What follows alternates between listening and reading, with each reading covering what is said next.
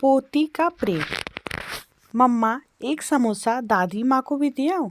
तुझे कितनी बार बोला है कि उस बुढ़िया के लिए नहीं बनाया मैंने, चुपचाप खा ले, वरना तुझे उस बुढ़िया के साथ कमरे में बंद कर दूंगी। मम्मी का इस तरह गुस्सा देखकर बेचारी रिंकू चुपचाप खाना खाने लगी। इस घर में दादी माँ के अलावा उसका कोई दोस्त नहीं था, इसीलिए वो हमेशा अपनी दादी के साथ खेला करती थी। पापा की इकलौती संतान होने के कारण दादी माँ के अलावा और कोई नहीं था जो उसके साथ खेल सके, पर कविता हमेशा उसे अपनी सास के पास जाने से रोकती थी, क्योंकि उसका मानना था कि वह एक अभागिन है जिसने उसकी पहली संतान बेटे को निगल लिया।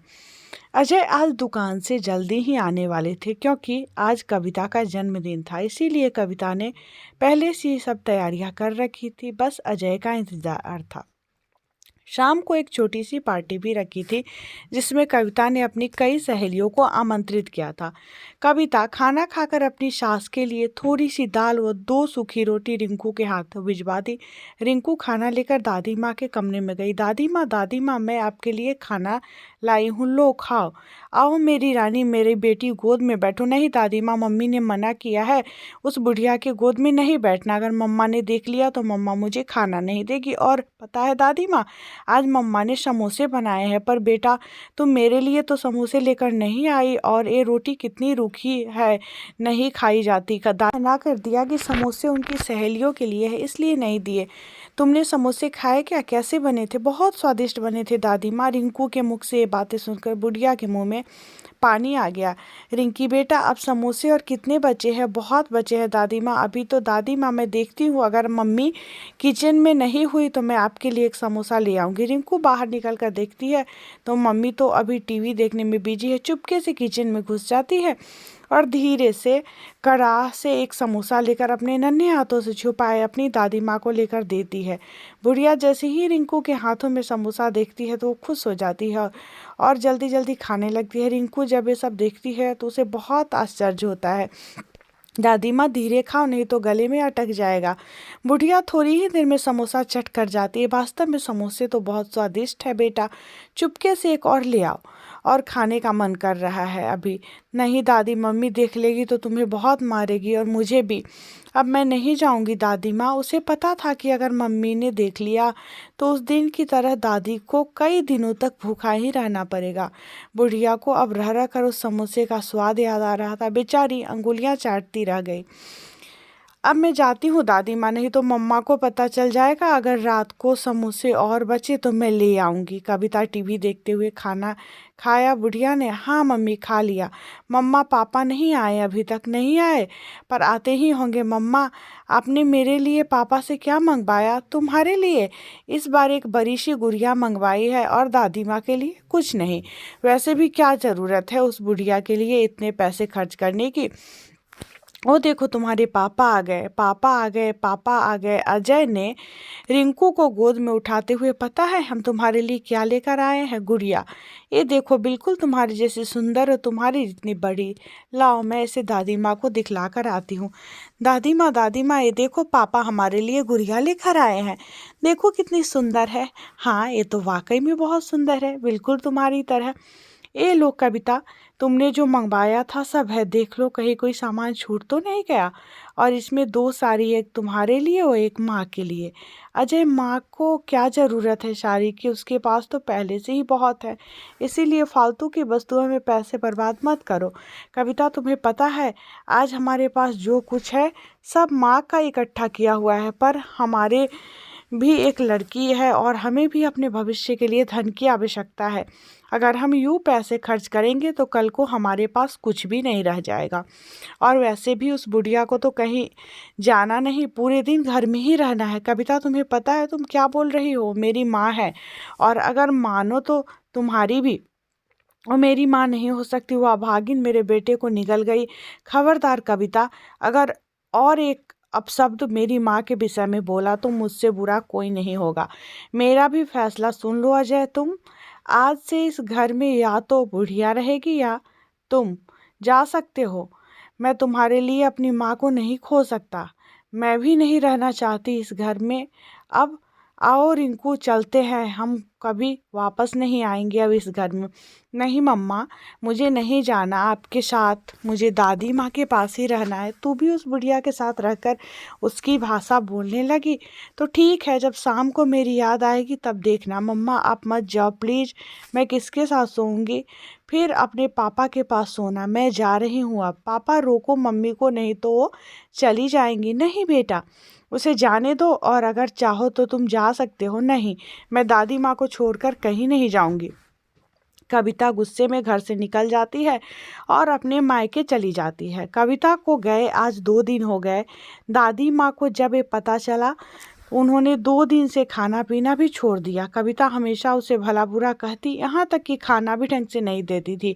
फिर भी उसकी सास उसकी इतनी ज़्यादा फिक्र किया करती थी, उसे बहुत बुरा लगा और वह कविता के घर से जाने का सबसे बड़ा कारण अपने को मान रही थी। अजय भी कविता के जाने से बहुत दुखी था, समझ नहीं आ रहा था कि वह क्या करे। उससे कई बार कविता का फ़ोन ट्राई किया पर उसने नहीं उठाया।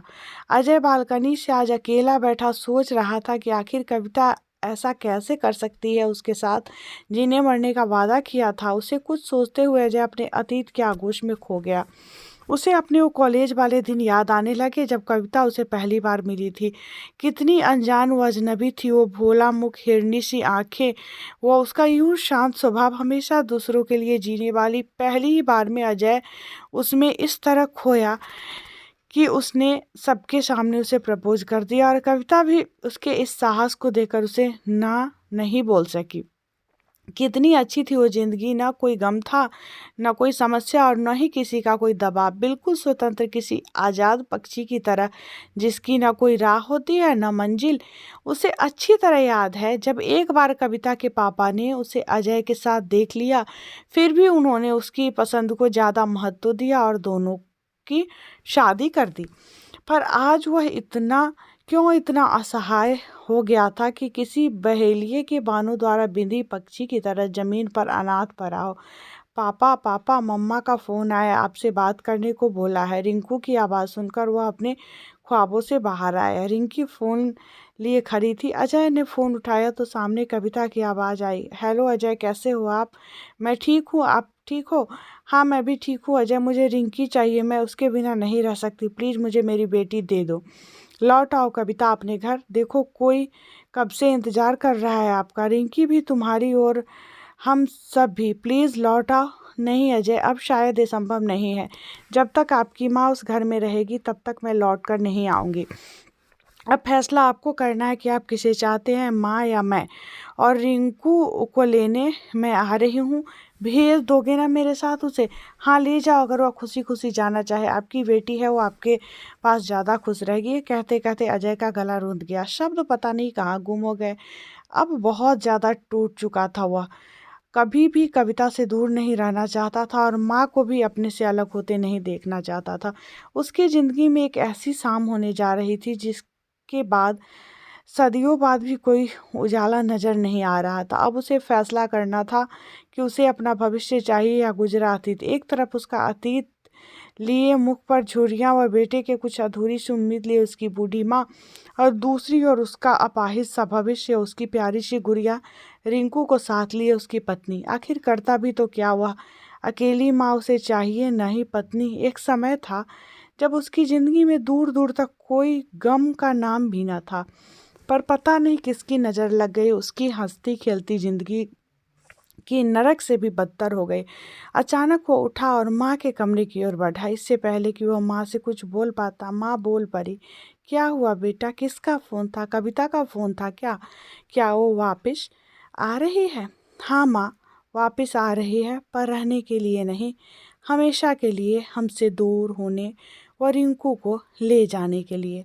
अजय ने कविता के साथ हुई सारी बात माँ को बता दी। बेचारी बुढ़िया, जिसने कभी सोचा भी नहीं था कि बात यहाँ तक बढ़ जाएगी, उसे वृद्धाश्रम जाने तक की नौबत आ जाएगी। अजय की बात सुनकर बेचारी कुछ देर खामोश हो गई। अंत में फैसला लिया कि वह वृद्धाश्रम चली जाएगी, पर कभी भी अजय व कविता को अलग नहीं होने देगी। माँ के मुख से ऐसी बात सुनकर अजय हक्का बक्का रह गया। ये क्या कह रही हो माँ? तुम अपना स्वयं का घर छोड़कर वृद्धाश्रम जाओगी और एक अनाथ की जिंदगी जियोगी? मैं ये कभी नहीं होने दूंगा। क्या आप कविता के लिए अपना घर छोड़कर जाओगे? अच्छा होता अगर मैंने आपके खिलाफ जाकर कविता से शादी न की होती, तो शायद आज ये नौबत ही ना आती। नहीं बेटा, ऐसी बात नहीं है। कविता तुम्हारी धर्म पत्नी है, आपको उसके बारे में ऐसा नहीं बोलना चाहिए। और रही बात मेरी, तो मेरे पास तो अब बहुत कम समय बचा है जो वृद्धाश्रम में ही गुजार लूँगी, पर अभी आपकी पूरी ज़िंदगी शेष है। मेरे जाने के बाद कविता ही एकमात्र सहारा होगी आपका। और वैसे भी ये कौन सा दुनिया छोड़कर जा रही हूँ, जब कभी भी याद आए मेरी तो मिलने चली आना।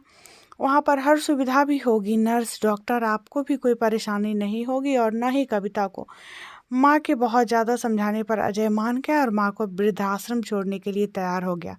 दूसरे दिन माँ सारा सामान पैक कर अजय माँ को न चाहते हुए भी उसकी जिद के कारण वृद्धाश्रम छोड़ आया।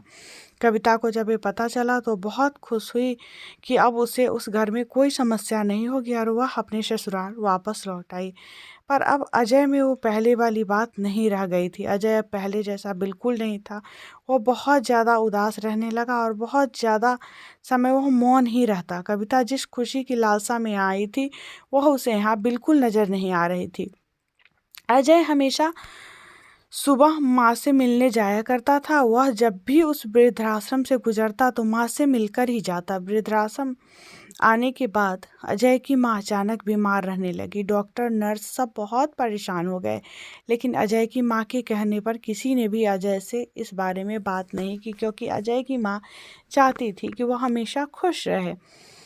जब कई दिनों बाद भी तबीयत में सुधार नहीं हुआ तो डॉक्टर ने उन्हें एक बड़े हॉस्पिटल में चेकअप के लिए भेजा। जब रिपोर्ट आई तो पता चला कि उन्हें कैंसर है और ये बीमारी लगभग 2 वर्ष पहले से है। जब भी माँ से मिलने आता तो कविता को बहुत बुरा लगता। वह हमेशा उन्हें वहाँ जाने से रोका करती। वह कभी कभी रिंकू को भी साथ ले जाया करता, जिससे कविता और भी ज़्यादा बिगड़ जाती। अब अजय की काम के दबाव के कारण कई दिनों बाद वहाँ जाया करता, पर उसे यह पता नहीं था कि उन्हें कैंसर है। अब उनकी तबीयत और बिगड़ने लगी। एक बार अजय कहीं जा रहा था, इसलिए उसने सोचा कि माँ से मिलकर चलते हैं, पर जैसे ही वो अंदर गया तो उसे माँ कहीं भी नहीं दिखाई दी। जब आसपास पूछा तो पता चला कि उनकी तबीयत बहुत ख़राब है और वह अस्पताल में भर्ती है। जब वो हॉस्पिटल पहुंचा तो पाया कि माँ की तबीयत बहुत ज़्यादा ख़राब थी। दवा के नशे में वो अजय को भी नहीं पहचान रही थी। डॉक्टर ने बताया कि अब उनकी ज़िंदगी के बहुत कम दिन बचे हैं। डॉक्टर ने अजय को उसकी माँ की बीमारी के बारे में भी बता दिया। अचानक डॉक्टर के मुंह से ऐसी बात सुनकर जैसे उसे बहुत गहरा धक्का लगा। उसने कभी सोचा भी नहीं था कि ज़िंदगी में कभी ऐसा दिन भी आएगा जो उसे माँ से हमेशा के लिए अलग होना पड़ेगा। डॉक्टर, अजय, पता है ये बहुत भयानक बीमारी है। अब तक इसका इलाज कुछ गिने चुने देशों में ही होता है, जहां इलाज कराने के लिए बहुत ज़्यादा पैसे की आवश्यकता पड़ती है। पर अगर ये खुश रहे तो शायद कुछ ज़्यादा समय निकाल सके, वरना अगर यूं ही चिंता करती रही तो हम कुछ नहीं कर पाएंगे। डॉक्टर, इन्हें खुश रखने के लिए मुझे क्या करना चाहिए? अजय, आप इसे अपने पास घर ले जाओ। घर को छोड़कर ही इनकी तबीयत ज़्यादा डाउन हो गई है। अगर आपके साथ रहेगी तो आप इनकी दवा दारू भी अच्छे से कर सकते हैं और अच्छे से देखभाल करने से इनकी ज़िंदगी कुछ आसान हो जाएगी और आप इन्हें कल शाम तक घर ले जा सकते हो। डॉक्टर की सलाह लेकर अजय घर की ओर चला। अब उसे एक ही इंसान दिखाई दे रहा था, वो थी कविता। उसे मनाना शायद उसके बस की बात नहीं थी। उसे अच्छी तरह पता था कि वह उसके लिए कभी नहीं मानेगी, पर अगर माँ को घर नहीं लाया गया तो बहुत बड़ी अनहोनी हो जाएगी। जब अजय घर पहुंचा तो रिंकी भागकर उसकी गोदी में चढ़ गई। पापा, आप दादी के पास गए थे, कैसी है? मेरी याद आती है उसे? हाँ बेटा, आपको बहुत याद कर रही थी और कल हम उसे फिर से घर ले आएंगे। सच्ची क्या पापा? हाँ सच्ची। अजय जब कविता के पास गया तो वो खाना बना रही थी। कैसी हो कविता? मैं ठीक हूँ। अजय, आप ठीक हो ना? नहीं कविता, मैं ठीक नहीं हूँ। पता है आज मम्मा से मिलकर आया। उनकी तबीयत बहुत ख़राब है, उन्हें कैंसर है। डॉक्टर ने बताया कि उनके पास 1-2 दिन का समय बचा है। डॉक्टर ने बताया कि अगर हम उन्हें घर ले जाएं तो उनके बाकी बचे दिन आसान हो जाएंगे। कविता, अगर आप बुरा ना माने तो हम उन्हें घर ले आएं? उनके पास बहुत कम समय बचा है, बस इस बार मान जाओ कविता। इसके बाद आप जो कहोगी मैं करूँगा, पर इस बार मेरी बात मान लो प्लीज़। चलो ठीक है अजय, अगर आप चाहते हो तो ले आओ, पर इसके बाद कभी मेरी कोई बात नहीं टालोगे? हाँ बिल्कुल कविता। कविता के मुख से ऐसी बात सुनकर अजय को बहुत ज़्यादा अचरज हुआ, पर खैर जो भी हो अच्छा ही होगा ये सोचकर गॉड को धन्यवाद कहा। माँ को लाने के लिए सुबह का इंतजार करने लगा। सुबह जल्दी उठकर वह रिंकू को साथ लेकर माँ को लाने चला। आज वह बहुत खुश था, अपने सब दुख दर्द भूल गया था। वह तो ये भी भूल गया था कि जल्द ही उसकी माँ उसे हमेशा के लिए अकेला छोड़कर अलविदा कह जाएगी। रिंकू के साथ लिए वह उस हॉस्पिटल पहुंचा, पर जैसे ही वो माँ के कमरे की तरफ बढ़ा उसके होश उड़ गए। आंखों के आगे अंधेरा छा गया और आंखों में आंसुओं का समुंदर उमड़ पड़ा। उसकी माँ अब तक उससे बहुत दूर जा चुकी थी, हमेशा के लिए उन्हें छोड़कर, प्यारी रिंकू को छोड़कर। आज कविता की भी समस्या हल हो चुकी थी। अब वह कभी भी अपना घर छोड़कर नहीं जाएगी। डॉक्टर ने बताया कि रात को उनकी तबीयत बहुत ज़्यादा ख़राब हो गई और ज़ोरदार खांसी के साथ रक्त स्राव होने लगा और देखते ही देखते उनकी सांसें उखड़ गई।